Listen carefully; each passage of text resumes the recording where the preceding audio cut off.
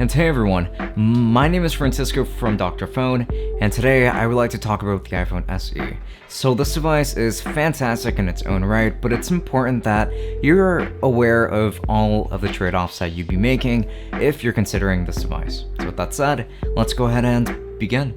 Let's start off with an unboxing. So first off, you're going to tear through the plastic from the tab and lift up the lid to reveal the iPhone SE. As per usual, you will also find some instructions, complimentary earbuds, a lightning cable for charging, and a power brick as well. And the setup process is quite simple, as per usual. Apple pretty much walks you through every step of the way as you would need to, like when it comes to connecting your phone to iCloud and set up Apple Pay, and connect your phone to Wi-Fi also, etc. These are always things that you can adjust later, but it's always good to go ahead and take care of them and never have to worry about them again. So I would strongly recommend that you do so right out of the box. But let's get into the device itself. The iPhone SE is built out of glass and aluminum, with each material being strongly present in its heft, for sure. And this phone feels very premium and is very comparable pretty much to the iPhone 8 in its design. Overall, sure, it is going to be an older design that is technically recycled, but it's one that I think is great in 2020 if you ask me. You also get the usual buttons and ports such as your volume controls, a mute switch, a sleep-wake button, a SIM card slot, and at the bottom there's a single speaker with a lightning connection. You're also going to get your home button back, which is very important because it also features the fingerprint scanner, Touch ID that we all miss and love. And the speaker, like I said, is a single speaker setup. It looks like it has two speakers, but don't be fooled by its looks. And the single speaker doesn't get very loud and is easy to cover up with just one hand whenever you're holding it in landscape mode. It doesn't sound all that great in my opinion, but this is when we start to see some of those trade-offs that I was mentioning earlier. Though the display itself isn't exactly a trade-off, and I'll get into that now. You're getting a beautiful 4.7-inch 1334 by 750 Retina display running at 60Hz. While the refresh rate isn't so ideal anymore as we are in 2020 and most phones do feature a higher refresh rate of some capacity, the resolution still doesn't look that great on paper either. However, when you look at this display in person, you can tell that this is still a high quality screen. It's very sharp with vibrant colors, and watching content or gaming on it is an absolute joy.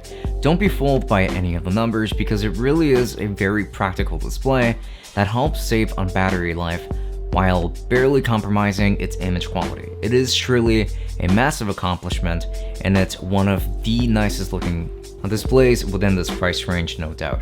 And this is all in part due to the pretty impressive specs that are featured in the 2020 iPhone SE. So here you got an Apple A13 Bionic Chip, which is a hexa-core CPU, which is a vast improvement from the first dual-core iPhone SE, 3 gigs of RAM, 64 gigs of storage, with the options of up to 256 gigs, and an 1821 mAh battery. It's doing quite well in the spec department for the most part. And another fantastic thing about this phone are going to be its cameras.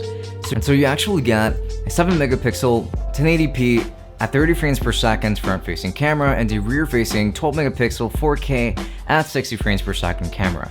Both are fantastic when it comes to taking photos in pretty much any kind of condition, even outdoors from both ends, and you actually get pretty good dynamic range and a sharp image. And as for portrait photography, is also going to be a great joy here.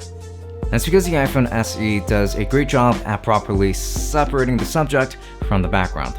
Also, shooting videos looks absolutely amazing here on both ends. I'm convinced that this is a fantastic camera for being able to take pretty awesome cinematic videos and footage, and it's going to be thanks to its 24 FPS setting, which the Pixel 4 is missing, and that is a much more expensive phone overall. But 4K videos just look beautifully sharp, and colors are natural on both cameras.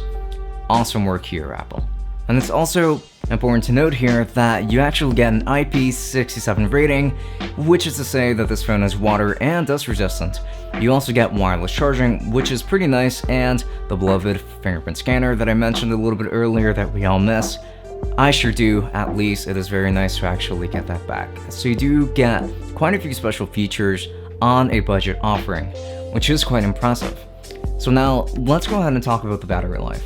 This phone is capable of handling quite a lot, and by that I mean a bit of usage throughout the day, including constantly being connected to my AirPods Pro over Bluetooth, watching some YouTube, answering phone calls, texting every now and then, and pretty much anything that you would usually do during the day.